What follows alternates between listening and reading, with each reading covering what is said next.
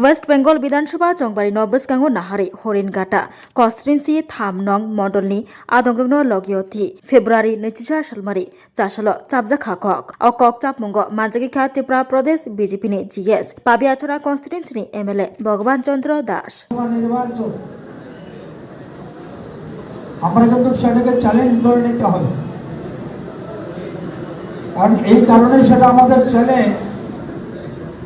যে বর্তমান সরকারটা তথা